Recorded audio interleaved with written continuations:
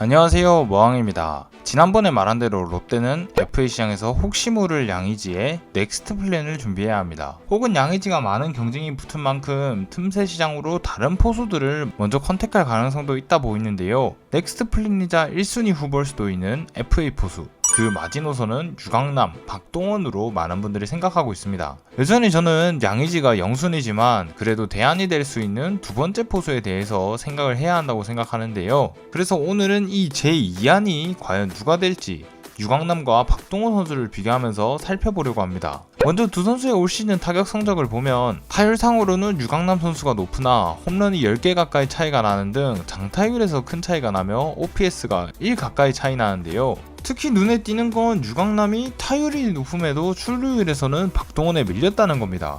박동원 선수의 이미지가 삼진이 정말 많은 선수로 기억되는데 의외로 삼진 비율이 유강남과 큰 차이가 없었고 오히려 타석이 적음에도 유강남보다 많은 볼넷을 골라내며 볼삼비 부분에서 압도를 했는데요. 심지어 유강남의 이 볼삼비는 지시안보다 0.01 낮은 수준입니다. 거기다 박동원이 장타가 압도적으로 많으니 타격 부분에서는 유강남이 압도당했다 해도 과언이 아니라 생각하는데요. 실제로 WRC 플러스에서 좀 한다는 선수의 기준인 100을 넘고 못 넘고의 차이가 보입니다. 이 타격 성적은 최근 3년을 봤을 때도 두 선수가 비슷한 성격을 보였는데 장타 부분에 있어서 유강남이 계속 하락세를 보이면서 OPS 부분에서는 0.7은 무조건 넘길 수 있는 박동원과 2연대 0.7을 못 넘긴 유강남의 큰 차이가 보였습니다. 솔직히 OPS 0.7을 못 넘기는 타자를 거액으로 데려오기엔 아깝죠.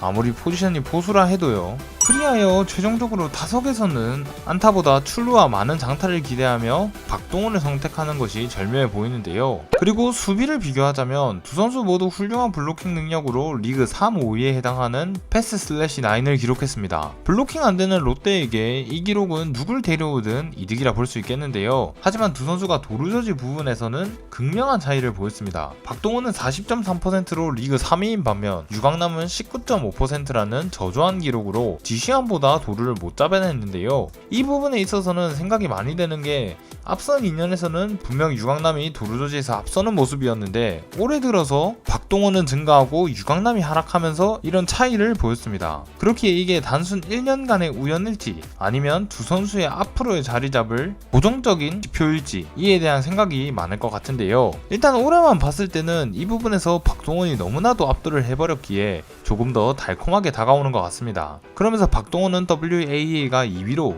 WAA 상으로는 양의지보다도 높은 성적을 기록해줬는데요. 그에 비해 유강남은 WAA로는 양의지보다 한 단계 낮은 기록을 보여줬습니다. 타격이 약한데 WAA도 비교적 낮았던 거죠. 하지만 유강남의 강점은 분명합니다. 3년 연속으로 1000이닝에 가까운 포수 소화이닝을 보여주며 꾸준함에 있어서는 최고봉이라고 할 수 있겠는데요. 또한 유강남의 최장점은 볼을 스트라이크로 만들 수 있는 프레이밍에 있다고 할 수 있습니다. 물론 이 프레이밍 때문에 포일도 꽤 있는 편이지만 이 프레이밍 지표에 대해서는 다른 누구도 넘볼 수 없는 넘버원임을 이미 증명하고 있는데요. 그렇게 기록상으로는 밀리기도 하지만 분명 장점은 있는 선수라는 말입니다. 하지만 분명 기록상으로 본 바로는 박동원이 수비에서도 좋았다고 보여집니다. 그나마 유강남이 특출나는 기록이 포수의 리드에 대한 평가를 할 수 있는 포수 등판시 방어율인데 이 기록이 비교가 안 되는 게 두 선수의 소속팀인 LG와 기아의 팀 ERA 차이가 1 가까이 났기 때문인데요. 최종적으로 두 선수에 대한 한 줄 평을 하자면 유강남 선수는 타격에서의 장점은 크게 없지만 그래도 롯데 타자들 생각하면 나은 수준의 타격을 보였고 수비에서는 꾸준함과 블로킹, 프레이밍까지 선보였지만 떨어진 도루 조질로 장단점이 뚜렷한 선수이고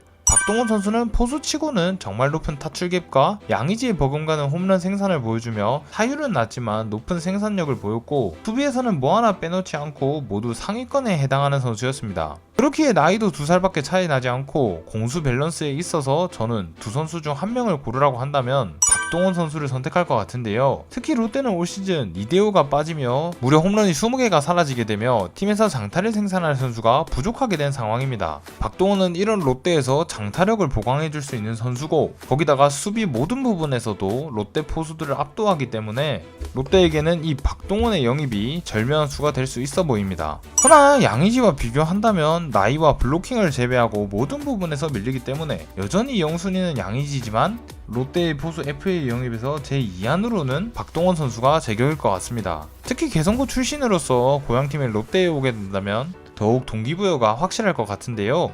오늘은 이렇게 롯데의 FA 포수 제2안에 대해서 살펴봤습니다. 롯데의 포수 FA가 어찌 될지 모르겠지만 저는 양의지 혹은 박동원 선에서 영입이 완료됐으면 좋겠습니다. 롯데의 포수 FA 제2안에 대한 여러분의 생각은 어떠신가요? 지금까지 머왕이었습니다.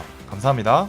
롯데 롯데 롯데 롯데 승리의 롯데 화이팅!